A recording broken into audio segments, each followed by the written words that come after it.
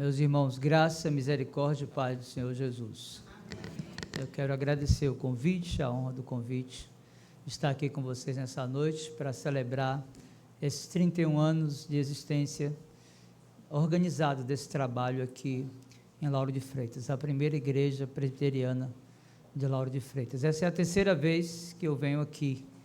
Eu vim aqui quando esse trabalho foi organizado, igreja. É bem verdade que eu ainda tinha cabelo, né? Estava mais jovem. Depois vim fazer um casamento por ocasião do pastorado, ainda aqui em Salvador, na igreja presbiteriana metropolitana do Estiepe, quando nós plantamos o trabalho de Ipitanga, que foi congregação nossa lá no Estiepe. Então, quando o espaço lá era pequeno, o conselho aqui cedeu gentilmente o espaço para que fizéssemos aqui um casamento de um casal lá de Ipitanga, não é? O reverendo Elcio é um amigo antigo, não é? E eu tenho uma admiração muito grande pelo seu trabalho.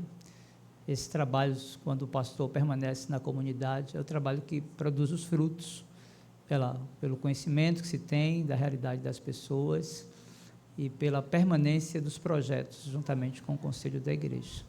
Nós trazemos um abraço fraterno da nossa congregação, que é a congregação da Igreja Presbiteriana da Bahia, ali bem pertinho da UNEB, um trabalho voltado para estudantes universitários, mas que acolhe também outras pessoas em outras fases da vida, em outros lugares, e estamos ali no terceiro ano, nesse trabalho, desafio de acolher e de dar aporte teológico aos estudantes que passam ali na nossa congregação. Quero convidá-los que abram a Escritura. Nós vamos expor o texto da Palavra de Deus, que está na carta de Paulo aos Colossenses, capítulo 3, versos do 1 até o 4. Quero falar nessa noite sobre a nossa união com Cristo glorificado. Nós estamos intimamente associados a Ele que é a cabeça do corpo e que nos chamou em uma relação de aliança e nos marcou e nos selou para o dia da redenção. Abra a sua Bíblia e acompanhe a leitura dessa porção da Escritura que encontra-se na carta de Paulo aos Colossenses, capítulo 3, versos do 1 até o 4. Mesmo assentado aí como você está, eu quero convidá-lo a que acompanhe de forma reverente esta porção da Palavra de Deus. Colossenses 3, versos do 1 até o 4. Portanto, se fostes ressuscitados juntamente com Cristo, buscai as coisas lá do alto, onde Cristo vive, assentado à direita de Deus. Pensai nas coisas lá do alto, não nas que são aqui da terra, porque morrestes, e a vossa vida está oculta juntamente com Cristo em Deus. Quando Cristo, que é a nossa vida, se manifestar, então vós também sereis manifestados com Ele em glória. Quero convidá-la a curvar sua fronte para mais um tempo de oração ao Senhor. Meu Senhor, em nome de Jesus Cristo, teu Filho bendito, amado da nossa alma, nosso supremo pastor e amado Redentor. É por Ele, por seu sacrifício eterno, perfeito e suficiente, que nos achegamos a Ti nesta hora, Senhor, como ovelhas do Teu redil, povo do Teu pastoreio, nós que estávamos mortos nos nossos delitos e pecados, mas somos chamados eficazmente a uma relação de aliança contigo. Nós que vivíamos como ovelhas que não têm pastor, mas o bom pastor, o sumo pastor da nossa vida, da nossa alma, o Senhor Jesus, nos trouxe ao redil das ovelhas. Nós que estávamos cegos, mas hoje vemos, porque as escamas que nos impediam de enxergar foram retiradas de nós, e nós reconhecemos a beleza e a sublimidade do sacrifício de Jesus Cristo como o único meio de salvação. Nós te pedimos, Senhor, como ovelhas do teu pastoreio, que faças da palavra que foi lida um instrumento de bênção para a nossa vida, para a nossa edificação, para o nosso fortalecimento, para a adequação da nossa vida aos teus valores. Pedimos também, Senhor, de forma especial, por aquelas pessoas que receberam um convite para esta celebração e que entraram nesse lugar sem um conhecimento salvífico de Jesus, que o Senhor, como a nós, lhes conceda também a graça do arrependimento de pecados, para que, ouvindo a voz do Evangelho, a palavra da graça, o Evangelho da salvação, abracem o sacrifício de Cristo como meio para serem livrados da punição e da morte eterna. Promove a glória de Cristo na salvação dos eleitos e na edificação da igreja. É a nossa oração e súplica em nome de Jesus. Amém. Meus irmãos queridos, nossa união com Cristo encontra-se bem definida em nossa confessionalidade. A Confissão de Fé de Westminster, capítulo 8, nos traz um fundamento da nossa identidade teológica acerca de como é a nossa vida vinculada à pessoa de Cristo, do Cristo não mais na condição de humilhação, mas o Cristo que ressuscitou, que ascendeu ao céu, que está à destra do Pai e que intercede por mim e por vocês.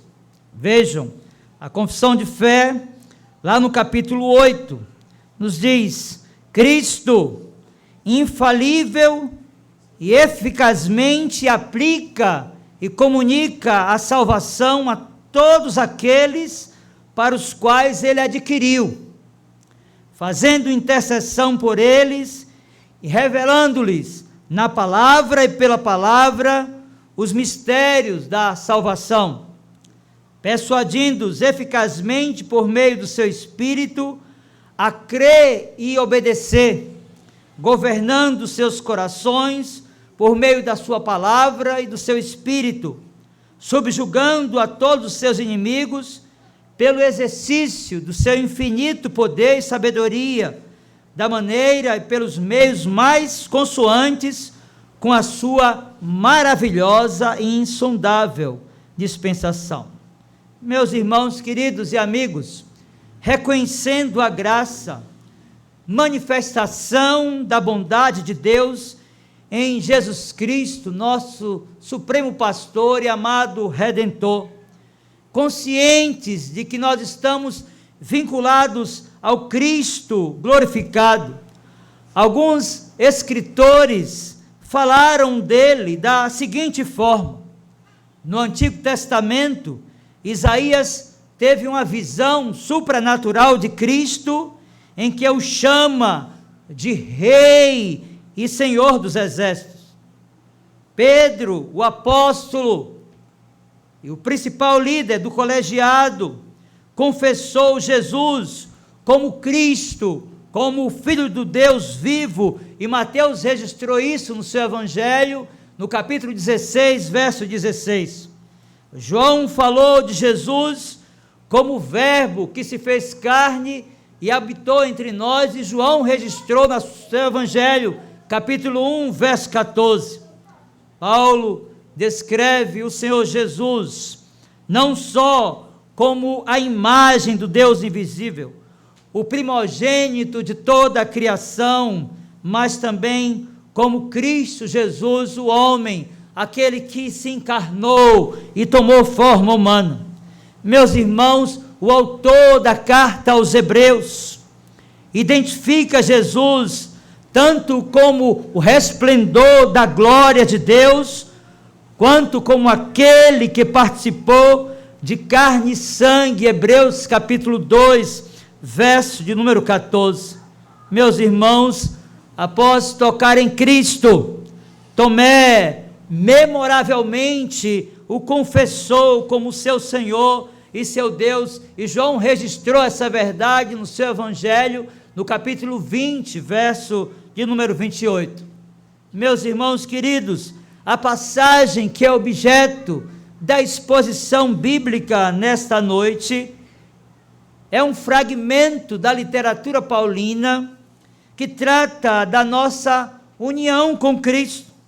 Após a abordagem aos aspectos teológicos importantes, doutrinas do cristianismo, o apóstolo Paulo, a partir do texto lido, passa as questões práticas e o faz inicialmente através da seguinte declaração. Vejam, Colossenses capítulo 3, verso 1. Portanto, se fostes ressuscitados juntamente com Cristo, buscai as coisas lá do alto, onde Cristo vive, assentado à direita de Deus. Percebam, meus irmãos, na primeira linha do primeiro versículo de Colossenses capítulo 3, a primeira sentença paulina acerca da nossa união com Cristo, quando ele diz: portanto, se fostes ressuscitados juntamente com Cristo. Meus queridos, esta declaração de Paulo nos remete ao que o apóstolo já havia tratado nesta mesma carta anteriormente. Se você voltar a carta de Paulo aos Colossenses, no capítulo 2, você vai ver que nos versos 12 e 13, Paulo está tratando da nossa união com Cristo. No verso 12 do capítulo 2 dessa mesma carta e 13, ele disse: tendo sido sepultado juntamente com ele no batismo, no qual igualmente fostes ressuscitados mediante a fé no poder de Deus, que o ressuscitou dentre os mortos. E a vós outros que estáveis mortos pelas vossas transgressões e pela incircuncisão da vossa carne, vos deu vida juntamente com ele, perdoando todos os nossos delitos. Meus irmãos queridos, vejam que há aqui um apelo àqueles irmãos cuja ideia tem relação estreita com o sepultamento da velha vida. Está muito claro na passagem que a vida vivida na sensualidade, que a vida vivida na imoralidade, no sincretismo religioso, o apóstolo afirma que eles haviam morrido para tudo isso, que tudo aquilo fazia parte do passado, de um passado que deveria trazer tristeza, de um passado que deveria trazer lamento, de um passado que não deveria mais fazer parte dessa existência, já que na mente do apóstolo eles haviam sido conectados, estavam unidos ao Cristo que havia ascendido aos céus. Meus irmãos, o apóstolo os faz lembrar que a união com Cristo exaltado transformou toda a vida deles, transformou suas mentes, transformou os seus corações, transformou as suas vontades. Em outro lugar, com a sua própria experiência, Paulo vai falar daquilo que também lhe ocorreu. Ele escreve aos Filipenses, capítulo 3, versos do 8 até o 10, e trata deste rompimento com a vida que teve, como um sujeito eminentemente religioso, disposto a perseguir aqueles que aderiam à proposta de uma nova vida vinculada a Cristo. Ele também se vê como alguém que havia rompido com o antigo estilo de vida. Fragmento da carta aos Filipenses, capítulo 3, verso do 8 ao 10, ele diz: sim, deveras considero tudo como perda, por causa da sublimidade do conhecimento de Cristo Jesus meu Senhor, por amor do qual perdi todas as coisas e as considero como refúgio para ganhar a Cristo e ser achado nele, não tendo justiça própria, que procede da lei, senão a que é mediante a fé em Cristo, a justiça que procede de Deus, baseada na fé. Então ele diz: para o conhecer e o poder da sua ressurreição e a comunhão dos seus sofrimentos, conformando-me com ele na sua morte.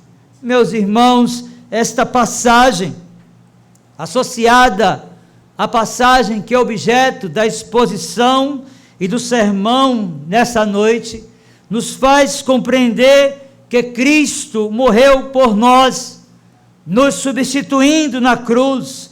Isso nos identifica com Ele na sua morte. E diante disso, e considerando a sua experiência, bem como dos seus irmãos, o apóstolo Paulo os adverte, já que morreram juntamente com Cristo, a voltar a olhar para o céu. Isso fica mais claro à proporção que nós lemos esse fragmento da sua carta aos Colossenses, capítulo 3, verso 1, quando ele diz: portanto, se fostes ressuscitados juntamente com Cristo, então ele diz: buscai as coisas lá do alto, onde Cristo vive, assentado à direita de Deus. Meus irmãos, eu creio que seja o nosso dever, inicialmente, termos uma definição do que é que Paulo quer dizer com essa ideia de buscar as coisas lá do alto. O verbo buscar aqui revela um esforço perseverante. A ideia desse verbo aqui é de uma busca constante. Obviamente que um leitor desavisado pode pôr a ênfase na interpretação do esforço aqui, e com isso estará cometendo um erro hermenêutico, ou seja, de interpretação da Escritura, já que o objetivo do apóstolo Paulo aqui é chamar a atenção dos crentes da igreja em Colossos acerca do objeto a ser buscado. Percebam, verso 1, ele diz: busquem as coisas do alto. Meus queridos, nosso desafio aqui é saber o que são as coisas lá do alto, onde Cristo vive. Inicialmente, devemos lembrar que as coisas espirituais são aqueles valores intrínsecos ao mediador, conquistados por seu sacrifício vicário, ou seja, substitutivo na cruz do Calvário, já que agora ele se encontra exaltado em glória e assentado à destra de Deus.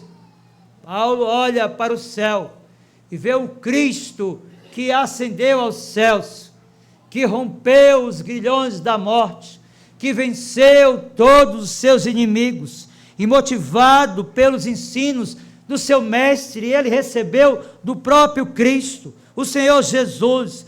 Ele chama a atenção daqueles irmãos, a fim de que eles humildemente buscassem, pedissem, a fim de que eles batessem, a fim de que eles fossem atendidos e abençoados pelo Senhor. Portanto, busquem, portanto, peçam, portanto, batam, e lhes serão concedidos os desejos do coração, conforme a vontade de Deus, que é boa, que é perfeita e que é agradável. A mente de Paulo, encharcada da Escritura, cheia das experiências que ele teve com o seu Redentor, faz com que, por sua união com Cristo, pela consciência que ele tinha, que aqueles que haviam morrido para o mundo, agora estavam também vinculados ao Redentor, assentado em seu alto e sublime trono. Ele diz: portanto, se fostes ressuscitados juntamente com Cristo, busquem as coisas do alto, onde Cristo vive, assentado à direita de Deus. Meus irmãos, de fato, foi confiados nesta mediação do sumo sacerdote, o Senhor Jesus Cristo, que os crentes se aproximaram do trono da graça de Deus no passado. É importante nós compreendermos que aqueles que viveram sobre a era do Antigo Testamento estavam amparados pela promessa do Cristo que viria.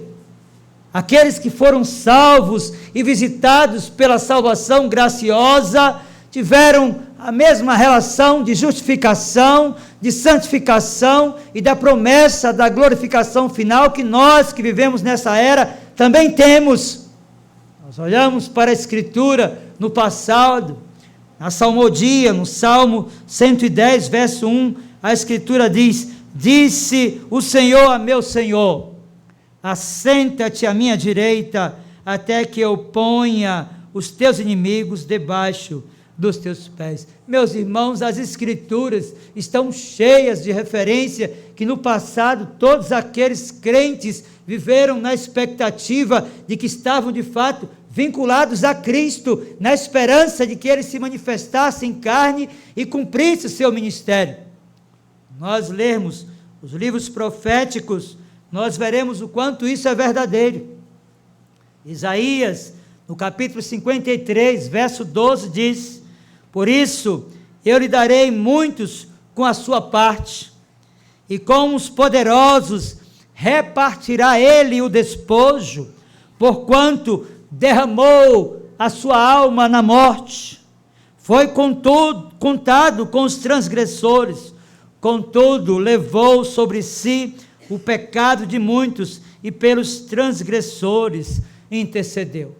Meus irmãos, de fato, Paulo estava consciente que aqueles que, arrependidos dos seus pecados, os confessam e deixam, são vinculados a Cristo pelo sangue da sua cruz, que são selados pelo Espírito Santo da promessa, que tem o coração de carne tirado, que lhe é posto um coração renovado, restaurado, santificado, estão vinculados a Cristo, estão unidos intimamente a Cristo. E Paulo escreve a sua carta aos Romanos para tratar também sobre esse assunto, sobretudo dando visibilidade à função medianeira do Redentor.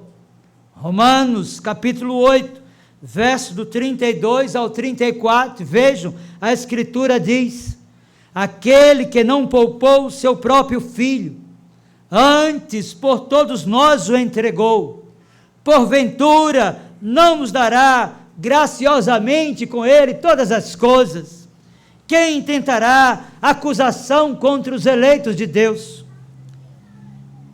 Quem é Deus quem os justifica? Quem os condenará? É Cristo Jesus que morreu, antes quem ressuscitou, o qual está à direita de Deus e também intercede por nós.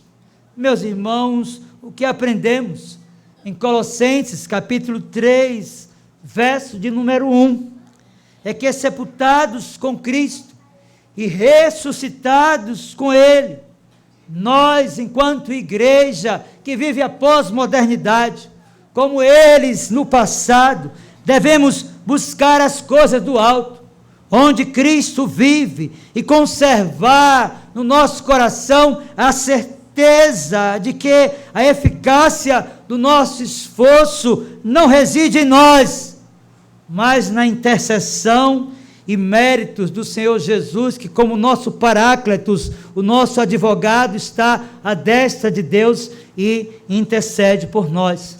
Mas vejam que o texto segue, e agora no verso 2, após exortar os seus leitores a buscar as coisas lá do alto, o apóstolo Paulo chama a atenção daqueles irmãos nos seguintes termos. Vejam, Colossenses capítulo 3, agora verso 2, nos diz assim: pensai nas coisas lá do alto, não nas que são daqui da terra. Meus irmãos, percebam comigo que aqui também nós encontramos um contraste entre o céu e a terra. Tanto o verso 1 de Colossenses capítulo 3, quanto o verso 2, nós encontramos esse contraste, ou essa dicotomia entre uma coisa e outra. Perceba que o verso 1, a ordem é buscar as coisas lá do alto. Vejam também que agora, no verso 2, mantendo esse contraste entre céu e terra, nós encontramos uma outra declaração paulina. Ele diz: pensem nas coisas lá do alto, onde Cristo vive. Meus queridos, após o novo nascimento, e o encontro glorioso com o Senhor Jesus Cristo, quando fomos declarados justos por Ele, passamos a conviver com as lutas que são comuns a todos os crentes. Fomos chamados por Ele para fazer morrer o velho homem, e o custo disso não é pequeno, muito menos pontual. Meus irmãos, há um conflito entre a nova natureza gerada pelo Espírito Santo no ato da nossa regeneração, da conversão e do novo nascimento, e a natureza velha, o velho homem, a natureza que é definida na Escritura como a natureza adâmica. Pensar nas coisas do alto é de fato um poderoso antídoto contra as coisas que nos assediam nesta vida. O remédio receitado pelo apóstolo aqui não é outro, senão encher a mente da palavra de Deus, e isso fará toda a diferença, tanto para mim, quanto para vocês. Nós lemos a Escritura, utilizando de um legado dos reformadores, a chamada analogia da Escritura, comparando textos com textos. Você vai ver, por exemplo, Paulo escrevendo aos Romanos, capítulo 12, verso 21, quando ele diz: não te deixes vencer do mal, mas vence o mal com o bem. O mal aqui, segundo o apóstolo, é também o mal do velho homem. A ideia é de vencer este mal, como bem revelado nas Escrituras, através dos seus valores, através daquilo que é muito distinto ao mundo, e que é conflitante, e que muitas vezes é conflitante a nós também. Essa cultura permeada de pecado, imediatista, hedonista, narcisista, luta contra a natureza nova que foi gerada em nós pelo Espírito Santo da promessa. Meus irmãos, esta é a verdade da Escritura. Se nós lermos a palavra de Deus, Paulo vai tratar sobre o assunto. Filipenses capítulo 4, versos 8 e 9, nós vamos perceber, por aquilo que Paulo produz a essa igreja, o quanto ele está imbuído desse propósito, de fazer com que aqueles irmãos olhassem para o céu, olhassem para Cristo, para aquilo que ele fez, e para aquilo que ele é capaz de fazer. Filipenses 4, versos 8 e 9 diz: finalmente, irmãos, tudo que é verdadeiro, vejam, tudo que é respeitável, tudo que é justo, tudo que é puro, tudo que é amável, tudo que é de boa fama, se alguma virtude há, e se algum louvor existe, seja isso que ocupe o vosso pensamento. O que também aprendestes, e recebestes, e ouvistes, disse ele, e vistes em mim, isso praticai, e o Deus da paz será convosco. Meus irmãos, esse argumento do apóstolo Paulo aqui é melhor visto e definido na sequência dessa passagem, que é objeto da exposição e da mensagem nessa noite. Ele exorta aqueles irmãos a mortificar o velho homem, e a pensar e a agir a partir das coisas do alto. Colossenses, também no capítulo 3, a partir do 5 e até o 10, veja como Paulo é enfático, veja como ele é claro acerca da necessidade da mortificação do velho homem, da velha natureza, da natureza adâmica, e fazer e dar visibilidade àquilo que Cristo fez, enchendo a mente da Escritura. Colossenses 3, do 5 ao 10, a Escritura diz: fazei, pois, morrer a vossa natureza terrena, vejam, prostituição, impureza, paixão lasciva, desejo maligno e avareza, que é a idolatria. Por essas coisas é que vem a ira de Deus sobre os filhos da desobediência. Ora, nessas mesmas coisas andastes vós também, no outro tempo, quando viveis nelas. Agora, porém, despojai-vos igualmente de tudo isso. E ele diz: ira, indignação, maldade, maledicência, linguagem obscena do vosso falar. Não mintais uns aos outros, uma vez que vos despiste do velho homem com os seus feitos, e vos revestiste do novo homem, que se refaz para o pleno conhecimento, segundo a imagem daquele que o criou. Meus irmãos, de fato, a proporção que o texto se desenvolve, nós compreendemos que os crentes, aqueles que experimentaram de Cristo, morreram para o mundo e foram ressuscitados com Cristo.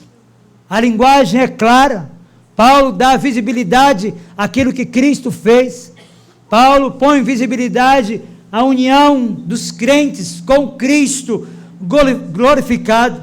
Por isso, eles devem buscar as coisas do alto, devem pensar nas coisas do alto, já que morreram. Vejam que isso fica mais claro ainda no verso 3, Colossenses capítulo 3, verso 3, ele vai então fazer uma declaração de óbito. Verso 3 de Colossenses 3 diz: porque morrestes, e a vossa vida está oculta juntamente com Cristo em Deus. Meus irmãos, esta declaração de morte aqui, o atestado de óbito concedido pelo apóstolo aos crentes de Colossos, deve ser bem compreendido.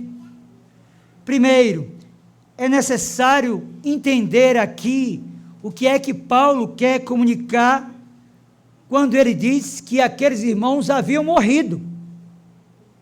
E me parece, em toda a leitura da Escritura, no Novo Testamento, que o desejo que Deus tem para os crentes é que eles morram, que morram para o mundo, para o seu antigo estilo de vida, que rompam de fato com aquelas mazelas, com aquela herança maldita, trazida por uma bagagem sociocognitiva que nos acompanha e que nos perturba e que tantas vezes quer nos fazer voltar atrás. O apóstolo declara que o desejo de Deus para mim e para você é que morramos para o velho homem, que sepultemos de fato a nossa velha natureza. Meus irmãos, é necessário compreender que Paulo não está tratando aqui de morte física. Lembramos que aqueles a quem esta carta foi endereçada permaneceram biologicamente vivos. Também não se trata aqui de morte eterna, já que eles estavam vivos e continuariam vivos agora na presença do Senhor, quando partissem para a eternidade e seriam acolhidos na glória celestial. O desejo de Paulo é que nós, que já estamos unidos a Cristo, que vivamos de fato aquilo que Ele nos oferece, uma vida nova, gloriosa, cheia da graça, do amor e da sua bondade.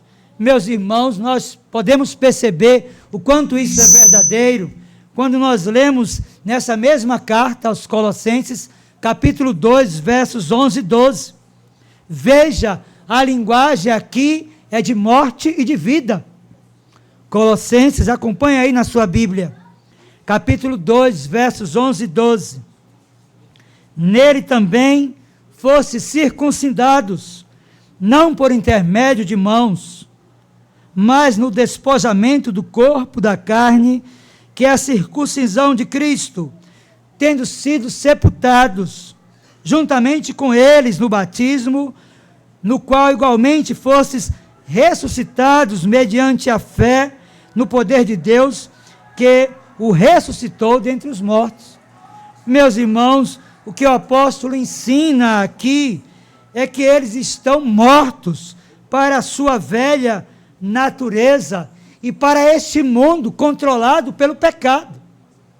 E se a realidade do apóstolo é vil, no início da história da igreja, ainda na sua condição embrionária, nós que vivemos a pós-modernidade, estamos muito mais afetados pela possibilidade e a facilidade para o pecado. O texto diz, meus irmãos, e o apóstolo ensina que de fato nós morremos para a velha natureza. Paulo diz, escreve aos Romanos, capítulo 6 da sua carta, versos 1 e 2. Permaneceremos no pecado para que seja a graça mais abundante? De modo nenhum. Como viveremos ainda no pecado, nós que para ele morremos? Meus irmãos, percebam que ele não somente declara que os crentes morreram, mas ele diz também que os crentes estão ocultos em Deus. Nós precisamos de entender aqui o que é que o apóstolo quer comunicar com essa ideia. O que é de fato estar oculto em Deus? Qual o sentido de estarmos ocultos em Deus? Em primeiro lugar, meus queridos irmãos e amigos, estamos ocultos ou guardados da ação destrutiva do inimigo da nossa alma. E é interessante nós lembrarmos daquele escrito joanino, onde nós temos plenas garantias de que o inimigo não pode nos tocar. Isso porque nós estamos ocultos em Deus. João, na sua primeira epístola, capítulo 5, verso 18, diz: sabemos que todo aquele que é nascido de Deus não vive em pecado. Antes, aquele que nasceu de Deus o guarda, e o inimigo não lhe toca. Deixa eu lhe dizer uma coisa, que é possível que você esteja com a sua mente afetada pelo ensino do neopentecostalismo ou do pentecostalismo clássico, que diz que um cristão genuíno e autêntico pode ficar possesso de demônio. Preciso dizer para você, nessa noite, é que onde há luz, as trevas se dissipam. Preciso dizer para você, nessa noite, que não há comunhão de luz com trevas. Preciso dizer para você, nessa noite, que o fato de estarmos ocultos em Cristo nos dá a garantia de que o inimigo não pode nos tocar. A Bíblia diz que ele está ao nosso derredor. Sabe por quê? Porque o anjo do Senhor acampa ao redor daqueles que o temem. Daí o inimigo não pode possuir um cristão, nem pode fazer absolutamente nada que não esteja na vontade soberana de Deus. Então, se alguém lhe trouxer essa mensagem de que um crente foi possuído por um demônio, diga isso que é uma mentira. Porque o crente é habitação de Deus, é santuário do Espírito Santo de Deus. E quando o apóstolo diz que nós estamos ocultos em Deus, ele está ensinando a igreja em Colossos de que o inimigo não pode nos tocar. Mas em segundo lugar, meus irmãos, nós estamos ocultos ou guardados da experiência da segunda morte. É importante nós lembrarmos que a sociedade, ela define a morte apenas no aspecto sociológico, que é a definição de morte como a separação da alma do corpo. Esse é o sentido sociológico da morte. Mas a Bíblia fala sobre morte espiritual. Quando Adão pecou, ele morreu, mas continuou vivo ou não? Devemos lembrar que há também uma outra definição de morte, que é a morte eterna, que é a separação irremediável da criação do seu Criador. Então nós estamos ocultos no sentido de que nós não experimentaremos da morte eterna, aquela experiência que terão todos aqueles que partirem para a eternidade sem estarem unidos a Cristo. Paulo diz que nós estamos ocultos e guardados do inimigo. Paulo diz que nós estamos ocultos e guardados também do poder da morte eterna. Meus irmãos, mas o texto se encaminha para o final, o último versículo da exposição dessa noite, verso 4 de Colossenses capítulo 3, nos diz: quando Cristo, que é a nossa vida, se manifestar, então vós também sereis manifestados com Ele em glória. Meus irmãos, atentem inicialmente para a declaração de Paulo, no verso 4. Ele disse: quando Cristo, que é a nossa vida, se manifestar. Meus queridos, é possível encontrar em outros lugares passagens que reforçam essa ideia de Cristo como sendo a nossa vida, apresentada aqui pelo apóstolo Paulo. Ele escreve a sua segunda carta aos Coríntios, capítulo 4, versos 8 ao 10, reforçando essa ideia de Colossenses capítulo 3, verso 4, diz: em todos somos atribulados, porém não angustiados, perplexos, porém não desanimados, perseguidos, porém não desamparados, abatidos, porém não destruídos. Então ele diz: levando sempre no corpo o morrer de Jesus, para que também a sua vida se manifeste em nosso corpo. Meus irmãos queridos, nós iniciamos a mensagem dessa noite, dando visibilidade à definição da nossa confessionalidade acerca da nossa união com Cristo. E eu quero concluir a mensagem diante daquilo que vimos até aqui, destacando alguns ensinos que podemos retirar de Colossenses capítulo 3, versos do 1 até o 4. Primeiro, aqueles que, arrependidos dos seus pecados, confessaram a Cristo como o único e suficiente Salvador, foram unidos a Ele por meio do seu Espírito e estão seguros da salvação e até o dia da morte. Segundo, a obra regeneradora do Espírito no coração do pecador o fez morrer para a sua antiga forma de vida.